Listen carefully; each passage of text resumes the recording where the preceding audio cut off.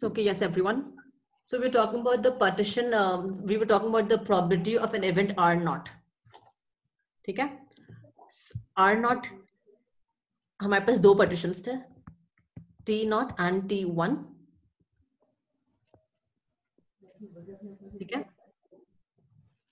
हाँ जी, आवाज आ रही है सबको मेरी? जी मैम। मैम आवाज आ रही है आपकी? Okay. So हमारे पास दो partitions हैं, T0 and T1. When you want to compute the probability of an event R0, so R0 intersection T0, R0 intersection T1. अब अगर मैं individually open करूं, so this is going to be R0 by T0 into probability of T0 plus probability of R0 by T1 into probability of T1. ठीक है? So probability of T0 by R0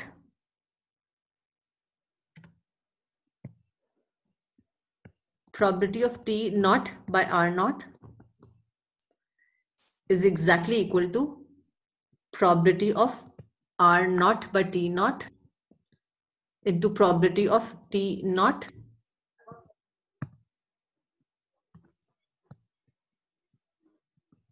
I is equals to 0 to 1 into probability of R0 by T I, क्योंकि आप I के ऊपर sum up कर रहे हो तो यहाँ पे I का factor is important. I is going to be 0 or 1 into probability of T I again.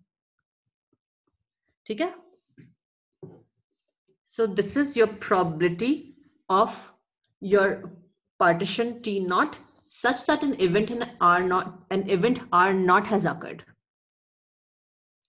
Hanji. So this is an application of Bayes theorem. Make sense?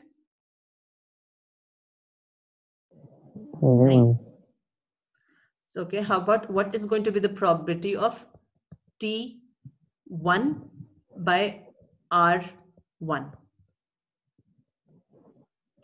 अब अगर आप इसके अंदर सब टर्म्स देखो, मैंने आपको 6 टर्म्स कहा था कि we have these 6 terms और आपका complete expression उन्हीं टर्म्स पे है. So your final answer should always be in terms of all the givens. यहाँ पे जो टर्म given है उसकी टर्म में आपने मुझे इसका final expression बताना है.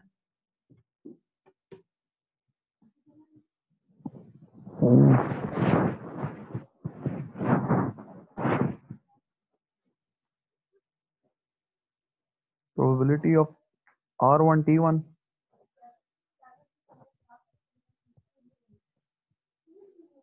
Probability of T1 ठीक है?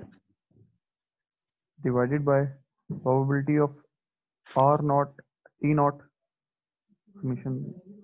हम summation वगैरह खत्म कर देना. T0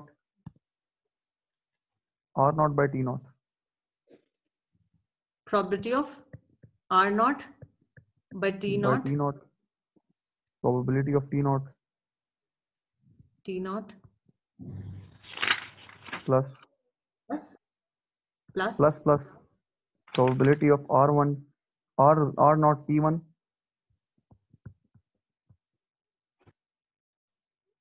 probability of T1. Probability of T1. हाँ जी, any objections? सही है expression? डिनोमिनेटर में R1 आएगा दोनों जगह पे, क्योंकि हम इंटरेस्टेड है R1 में. R1 आएगा, ठीक है. R0 नहीं आएगा, R1 आएगा. जी मैम. हाँ जी, अब कोई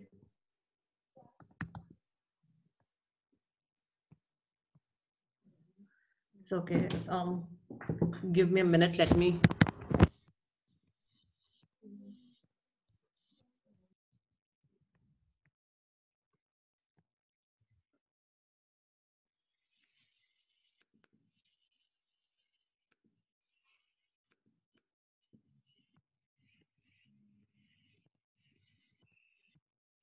Okay, my stylus is not working. 2-3 clicks एक साथ हो गए. I'll close this document and open it again. ठीक है?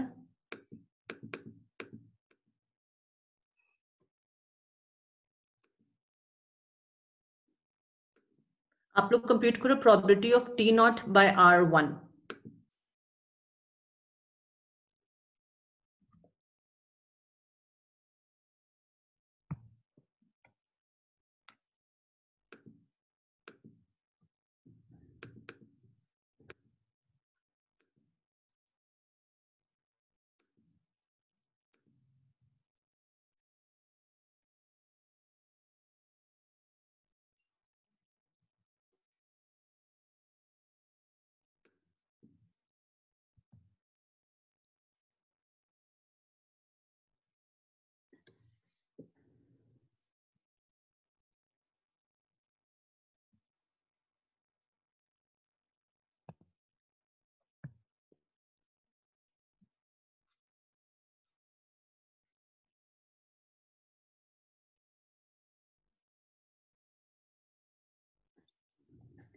Okay, yes, everyone, नजर आ रही है स्क्रीन सबको?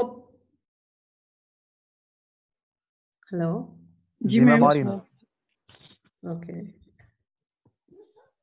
So this was your expression. I want you to compute probability of T1 by R naught.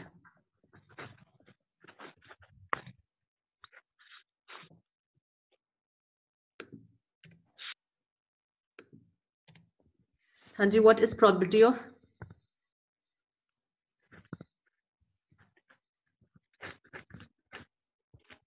T1 by R naught?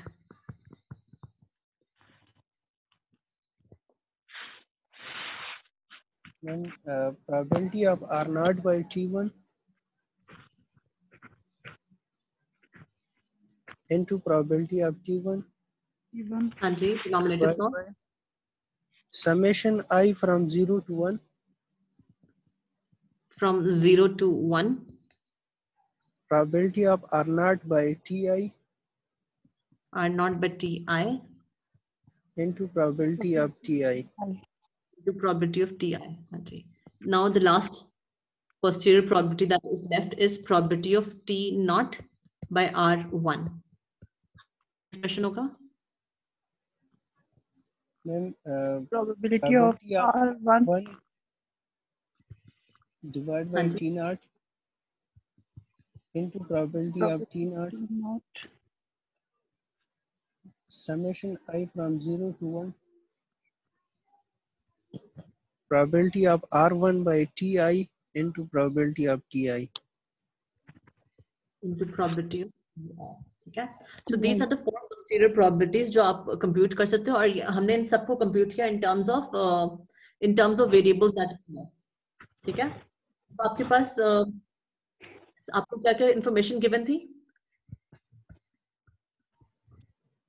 This is a binary symmetric channel. Binary symmetric channel में हमें पता होता है कि इस T naught T1 हमें पता होता है कि इस इनपुट अगर इक्वली प्रोबेबल है तो probability of T naught is exactly equal to probability of T1. This is equals to 1/2. And usually we say if the transmission is error free, the probability is 1 minus epsilon. If it is with error, it's epsilon. Error free 1 minus epsilon. So with error epsilon. So this is more of probability of R naught by T naught is exactly equal to probability of R1 by T1. This is equals to epsilon. And probability of R1 by T1 is exactly equal to, R1 by T naught. And probability of,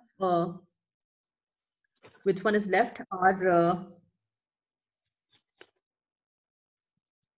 R naught by T1. This is equals to 1 minus epsilon. ठीक है? अब आप ये values इसके अंदर plug in कर सकते हो to compute what your prior probabilities are going to be. ठीक है? Similarly, अब आपका ये complete system define हो गया. This can help you compute a lot of different variables. ठीक है? जैसे आप calculate करना चाहते हो, usually what are we interested in? What is the probability of error? What is the probability of correct transmission? ठीक है? ये different चीजें जो आप calculate कर सकते हो इसको use करते हुए. Let's say I want to compute what is the probability of correct transmission.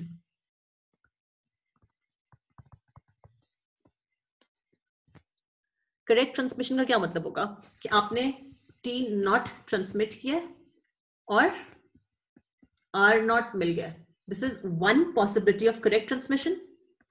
The second one is कि आपने T1 transmit किया और R1 मिल गया. So this is the second possibility of correct transmission. Okay, so what I'm saying is T naught is transmitted and R naught is received, or T1 is transmitted and R1 is received. अब अगर आप इसको mathematically express करो, it's more of probability that T naught is transmitted and R naught is received, or T1 is transmitted and R1 is received. ठीक है, make sense? Ji ma'am.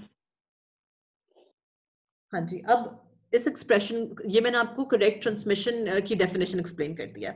Now give me probability of correct transmission in terms of the values that you know. और हमें वही 6 चीजें पता है, prior probabilities पता है हमें चैनल प्रोबेबिलिटीज और क्रॉस ओवर प्रोबेबिलिटीज पता है। तो क्या एक्सप्रेशन होगा इसका final?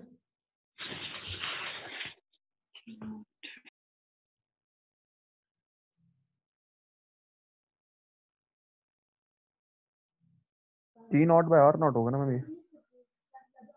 Probability of T naught divide by R naught. Probability of T not by R naught. हाँ जी, क्या आगे? बस ये फाइनल एक्सप्रेशन है? नहीं, फाइनल एक्सप्रेशन नहीं है इसका। इक्वल टू, ये हमने फाइंड करनी है ना?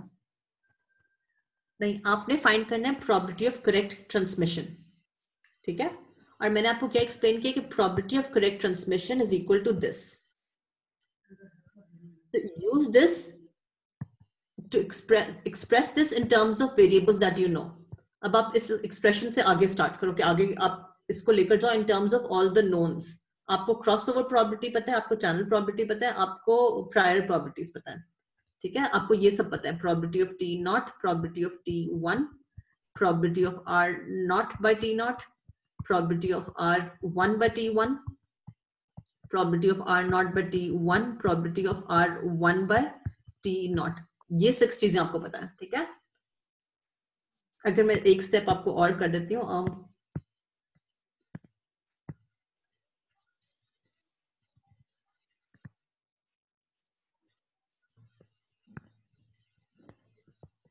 ये दोनों म्यूचुअली एक्सक्लूसिव है, so I can write this down as probability of T not intersection R not plus probability of T1 intersection R1। कर सकती हूँ, ठीक है? जी मैम। अब ईच टर्म को आप ओपन कर सकते हो। हाँ जी, क्या होगी? Probability of R naught bye T naught into probability of T naught. सही लिखा है मैंने गलत लिखा है?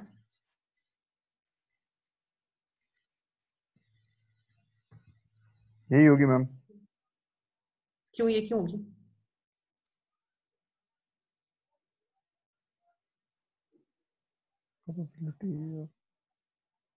Ma'am T naught by R naught into probability of R naught।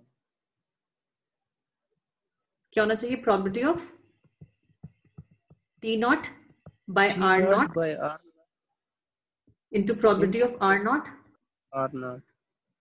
ठीक है? अब मैं अगर इसको इस तरह से लिखती हूँ, अब I can open this as well, probability of T, probability of R naught intersection T naught into divide by probability of R naught into probability of R naught. R naught को मैं कैंसिल कर सकती हूँ, or I can express this R naught by T naught, so can I write this down as R naught by T naught into probability of T naught? ठीक है? लिख सकती हो, नहीं लिख सकती?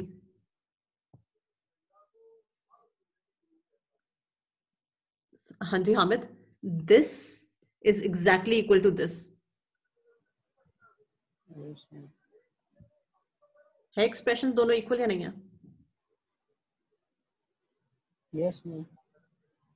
ओके, देन ये वाला पार्ट क्या होगा?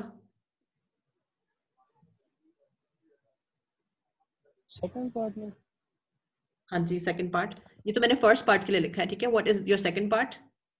मैम सेकंड इसके लिए पार्ट भी हो जाएगा R1 by T not. 1 by T1 R1 by T naught T1 into R1 by T1 R1 by R1 by T1 T1 probability of T1। probability of T1। So this is your probability of correct transmission।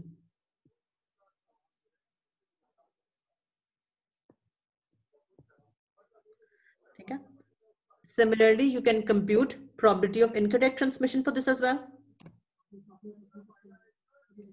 हाँ जी, कर सकते हैं। जी ma'am. Probability of incorrect transmission, ठीक है? For the same channel। इसके अलावा what else you can compute, आप इसके लिए different चीजों को compute कर सकते हो. Otherwise आप इससे binary symmetric channel के different और भी आप इसको ट्यून अराउंड कर सकते हो कि और किस तरह की पॉसिबिलिटीज इसके अंदर हो सकती हैं. जैसे one possibility can be a relay channel. T not transmit हुआ, M not receive हुआ, R not हुआ. T1, M1 and R1. इसके पहले एक relay पे गया तो वहां पे receive हुआ और उसके बाद so you can compute possibilities for this as well. Correct transmission, incorrect transmission. But stick with your basics, ठीक है? जैसे हमने यहाँ पे जब correct transmission के लिए expression लिखा है, so what I have done is आपने सबसे पहले probability of T naught was transmitted and R naught was received.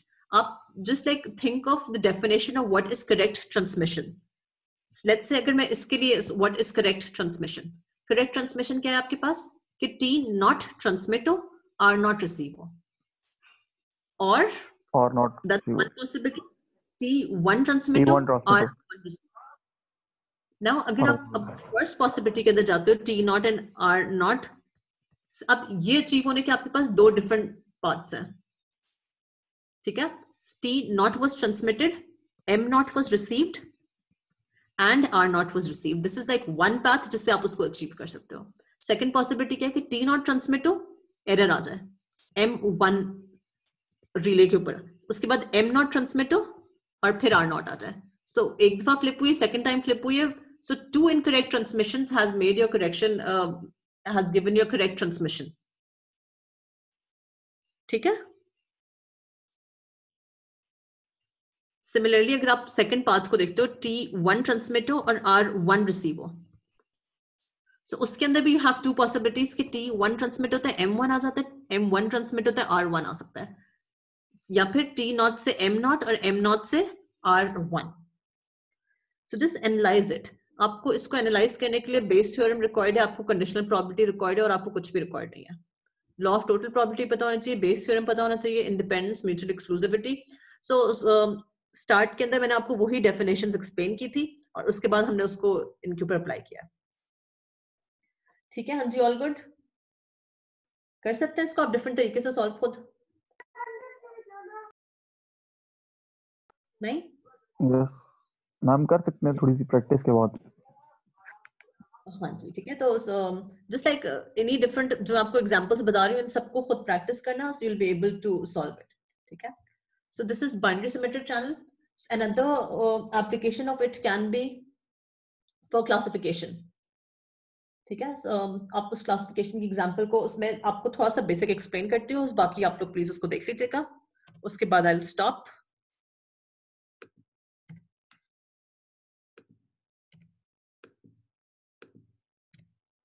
So okay. Classification में आपके पास क्या होता है, like when you have a complete आपको एक set given है, ठीक है? उस set के अंदर आप सबसे पहले वो खुद classes define करते हो कि ये set है completely, ठीक है? All let's say आपने classify करना है between cats and dogs, तो आपको different pictures given होंगी of cats and dogs. तो आप उसके अंदर से अब आप खुद उसको वो label करते हो, this is a cat, this is a dog, this is a cat, this is a dog. तो आप क्या कर रहे होते हो, बेसिकली आप कंप्लीट सेट को आपने पार्टीशन कर दिया है इन टू क्लासेस. ठीक है? कंप्लीट सैंपल स्पेस की पार्टीशन हो गई है इन टू. और उसके बाद हमें सेकंड चीज क्या रिक्वायर्ड होती है, हमें एट्रीब्यूट्स रिक्वायर्ड होते हैं कि किन एट्रीब्यूट्स की बेसिस के ऊपर आपने इनको क्लासिफाई किया हुआ है. ठीक है? और वी कॉल दोस एट्रीब्यूट्स, अगर आप इसको बेस थ्योरम से कनेक्ट करो, इवेंट. ठीक है? So we were talking about an event A. ठीक है? तो वो आप उसके बाद now you can calculate the probability of any class such that an event has occurred. ठीक है? अगर this attribute के अंदर आपके पास, जैसे उस event के अंदर ना आपके पास complete attribute का हमारे पास complete set बन जाता है कि ये attributes हैं, so we are going to classify this as a cat. If these are attributes are present, we'll classify this as a dog. ठीक है? So you can compute probability of a class such that these set of attributes are true. ठीक है? So you can और आप जब हम इसके अंदर से देख रहे होते हैं तो हम usually हम क्या कर रहे होते हैं, हम argument maximum calculate करते हैं. So we want to find CI जिसके लिए ये प्रोबेबिलिटी मैक्सिमम हो जाए। अगर मैं इसको क्लीन करके लिख दूं, argument max CI probability of CI by A। अब आप ईच टर्म को कैलकुलेट कर सकते हो for each of A partition term, जो आपकी पोस्टीरियर प्रोबेबिलिटीज होती हैं, ठीक है, वो आप कंप्यूट कर सकते हो, और उन सब में से जो आपकी सबसे हाईएस्ट प्रोबेबिलिटी है वो आप चूज करते हो, उस क्लास को आप चूज कर लेते हो कि this attribute matches best with this class. ठीक है, हाँ जी, ऑल गुड? कोई क्वेश्चन?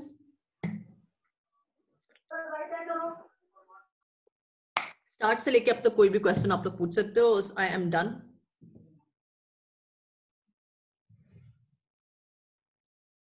नहीं, कोई क्वेश्चन नहीं है? इतना अच्छा पढ़ाया मैंने।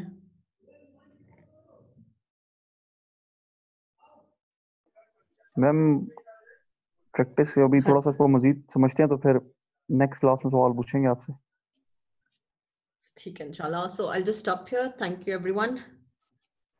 Thank you take Sofia, care, stay. बहुत शुक्रिया आपका। तो इंशाल्लाह ताला फिर नेक्स्ट आप मुझे बताइएगा तो मैं इनको बता दूंगी, ठीक है? Okay, thank you students.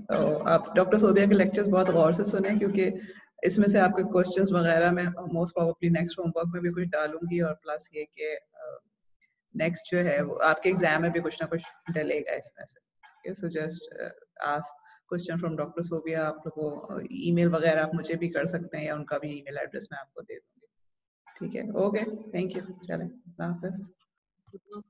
Ma'am ji, exam कब है और क्या? एग्जाम मैंने लास्ट टाइम पे बताया था, जो अभी तक का स्केड्यूल आया हुआ है वो ये है कि एग्जाम 20th जून वाले वीक में MS वालों का एक्सपेक्टेड है। तो अभी तक हमें उम्मीद है कि शायद 1 जून से खुल जाएंगे, तो फिर उस वक्त एग्जाम हो जाएगा। थोड़ा टाइम शुरू का जो है वो इस पे लगेगा कि हम क्या करवाना, मतलब रिपीट करें या जो भी है। कुछ क्लासेस तो शायद खत्म हो चुकी होंगी उस वक्त तक, लेकिन ये कि थोड़ा सा रिवीजन का टाइम मिल जाएगा। लेकिन एग्जाम जो है वो फिर मैम फाइनल 20। एग्जाम होगा बस हमारा? जी, फाइनल होगा, और उससे पहले जो प्रोजेक्ट है, असाइनमेंट है, और शायद मैं आपको ना काइंड ऑफ टेक होम इस तरह के, यानी टेक होम एग्जाम टाइप दूं, which will be kind of assignment जो आप लोग करते हैं, लेकिन बहुत लिमिटेड टाइम होगा उसका, मे बी 2 days दे के, और फिर मैं आपको कहूँ, लेकिन उसका भी अभी मैं श्योर नहीं हूँ। अदरवाइज ये कि असाइनमेंट की वेटेज आपकी ज्यादा है, प्लस प्रोजेक्ट जो है उस पर आपकी वेटेज होगी, एंड देन फाइनल एग्जाम की वेटेज भी ज्यादा हो जाएगी, क्योंकि देयर इज नो टाइम कि हम मिड टर्म कर सकें या OSTs कर सकें। तो अभी तक जो हमें स्केड्यूल मिला है वो यही मिला हुआ है। सही है मैम, ओके, चलें, थैंक यू, ओके, अल्लाह हाफ़िज़। अल्लाह हाफिज़।